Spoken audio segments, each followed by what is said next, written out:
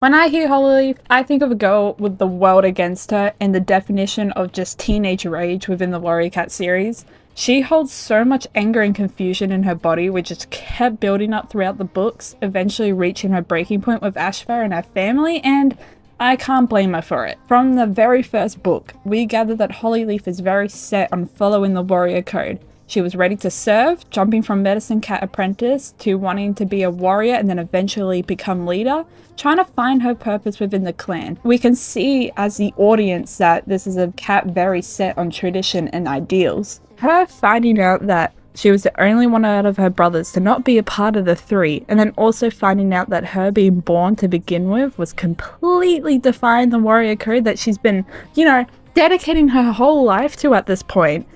It just completely breaks what ideals and purpose she had building up for herself. Like, being filled by anger and confusion, I can understand how she acted towards everyone afterwards. Although it's not ethical, Hollyleaf is one of the rare characters within the series to be affected by changes and adversities in her life.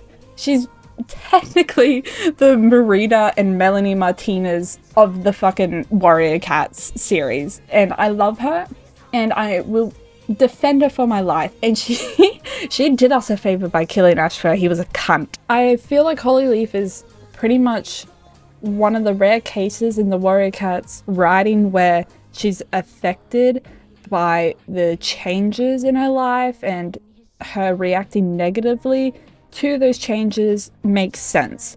There's been a lot of cases in these books where like a cat will go through something awful and then maybe the next few chapters is just completely like swept under the rug. It's happened with my favorite character, Violet Shine. Although she went through these awful things, within the next series it's just completely gone, and she's just one of the most side characters ever. She's just swept under the rug and she's goodbye, which is really sad because I love her. But Hollyleaf felt like she had a continuation to her. She kept coming back. Her actions made sense. Like, everything about it just made sense. I did kind of change up her design. If anyone followed me back in my like warrior cat days, she had a pretty ugly design, I'm not gonna lie. I'm not liking her hair. I'm not liking how I did her hair, but I can't change that now, so. And also, the like Hollyleaf on her head, I put like a little skull on it. I don't know if anyone's gonna notice that, to like represent the like death berries that she tried to kill her mother with, so lol. She's so real for that, honestly. But yeah, hope you enjoyed. Lol, bye.